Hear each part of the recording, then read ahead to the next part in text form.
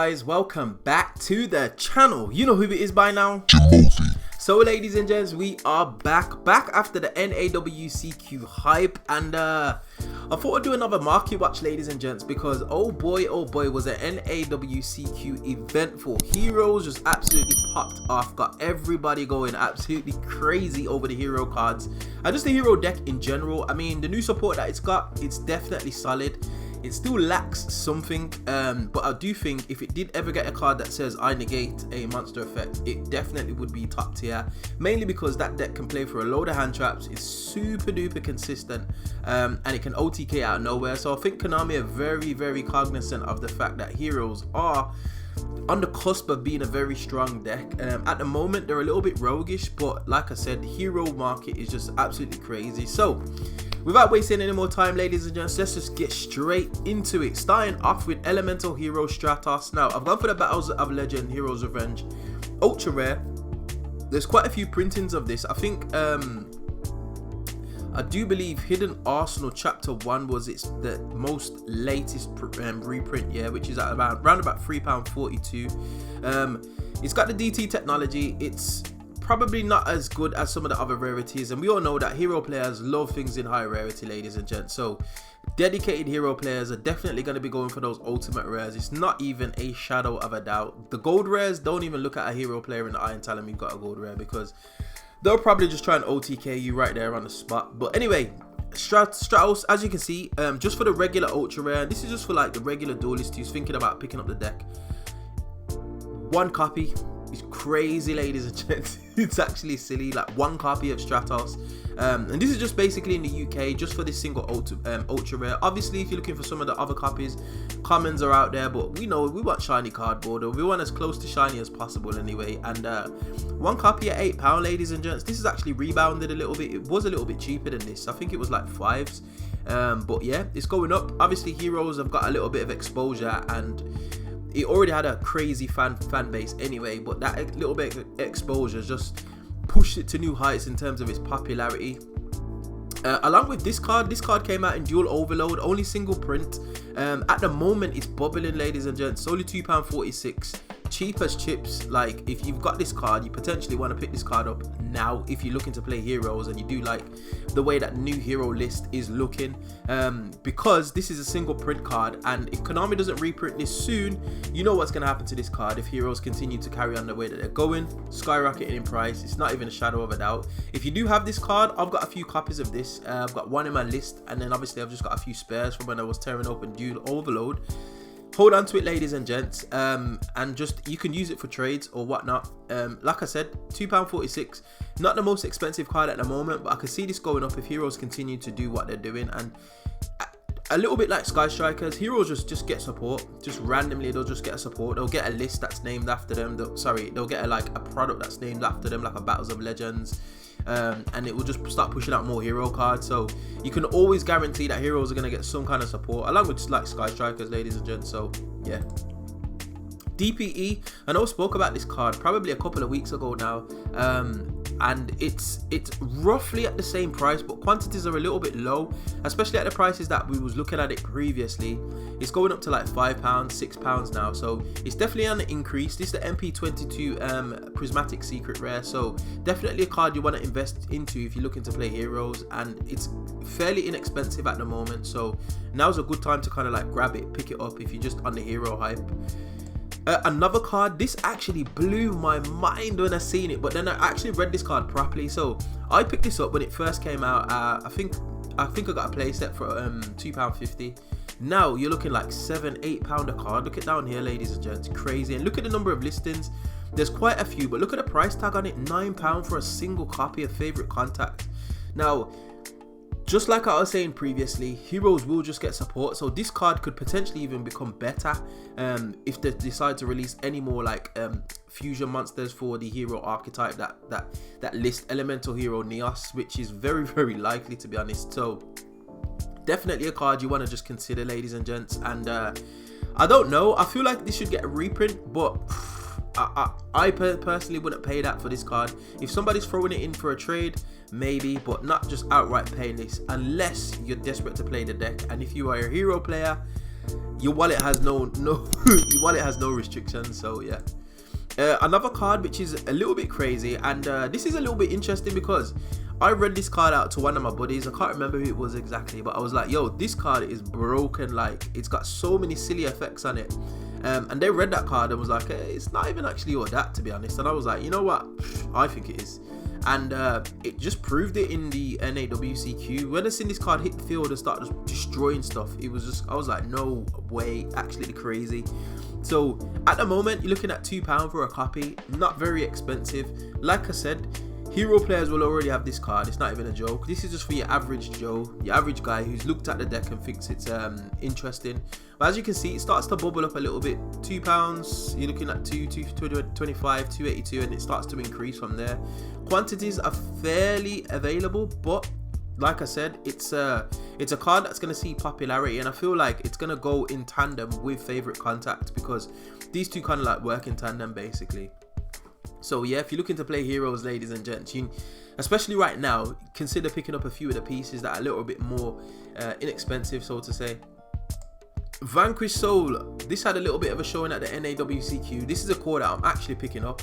I was holding out on the core for a little bit, but I've started to pick up a few of the cards just because they've kind of cooled down a little bit in price. I mean, I think the most expensive card, bar Rocker the Vanquisher, is Heavy Borga, which you see here for about £8-9, and Raisin. And Raisin's just about 16 to 20s. I got one copy on the way. I still need to pick up a couple of more copies, but as you can see, it started to tank a little bit in price, mainly because of its conversion. So it's done a few things. I think it came second in a regional.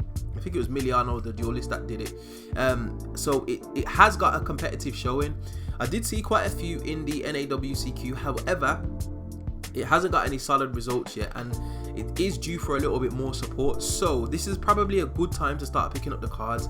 They're going to be expensive. They're only in ultra rare, so we all know that literally there's a few cards that are in here that are going to be expensive regardless of how many copies you need of them. So if you do have the facilities to pick them up, now is a good time, ladies and gents. And I know I mentioned that previously, but now is even better time because things are going to start cooling off. NAWCQ is over and done with, so people are looking towards the future, looking towards like regionals, looking towards just the WCQ, just the, not even WCQ, just Worlds basically. So definitely something to consider if you're looking to pick up the deck.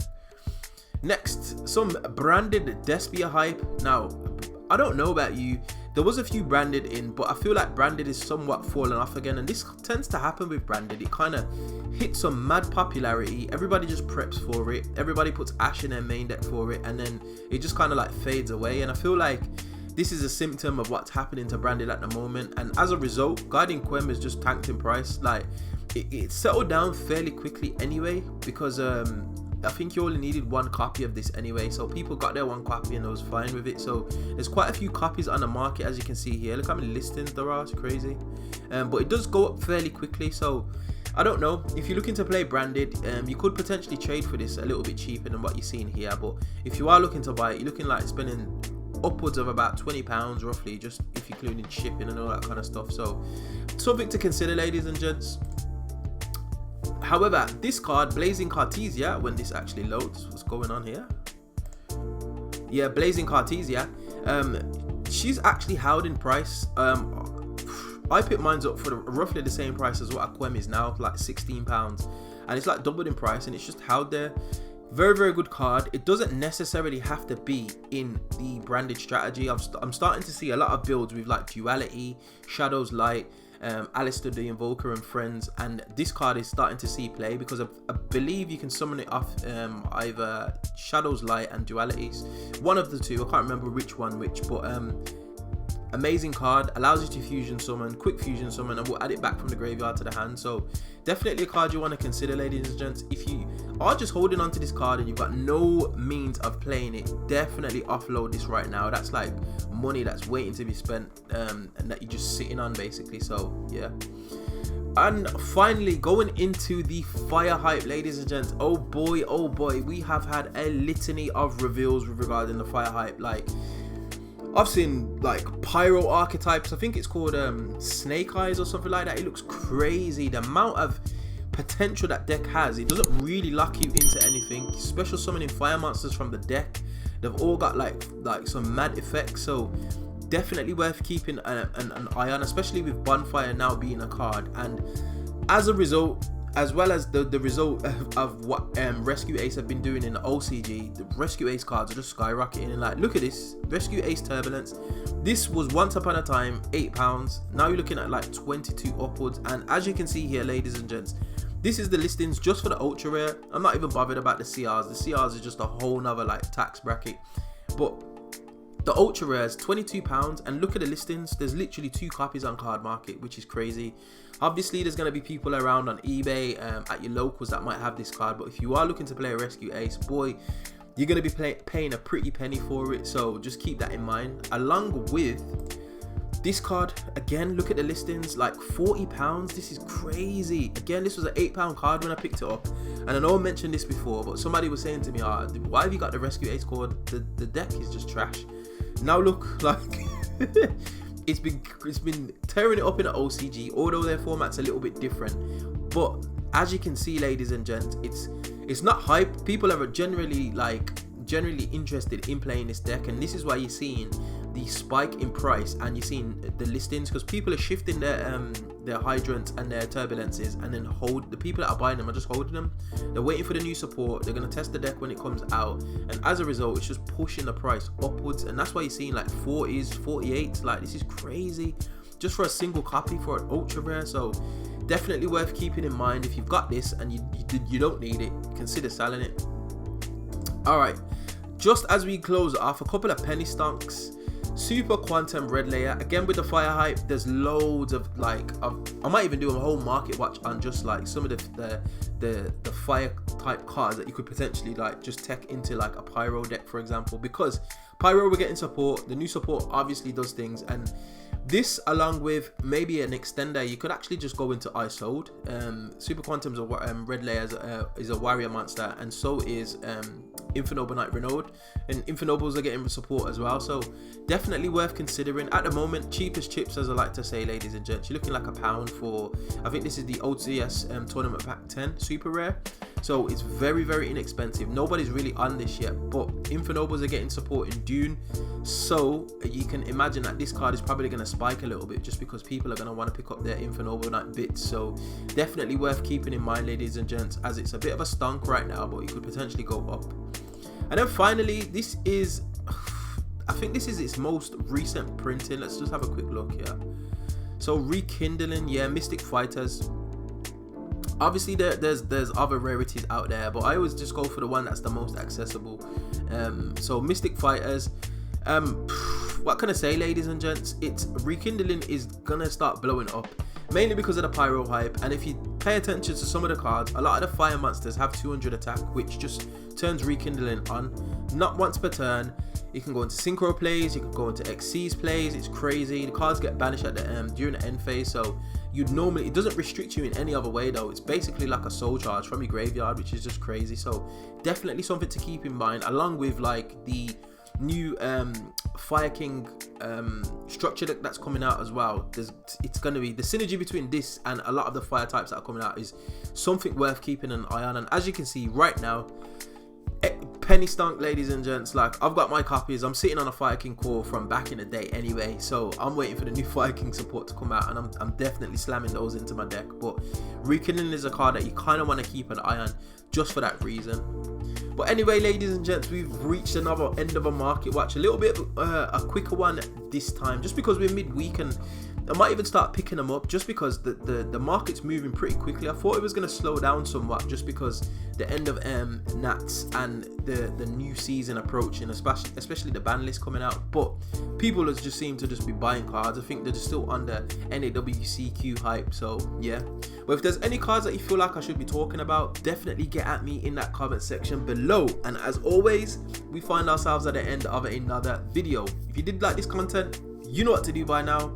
Hit that like button, share, subscribe, all of that beautiful good stuff, and I will definitely see you guys on the next video. Hope you enjoyed. Peace.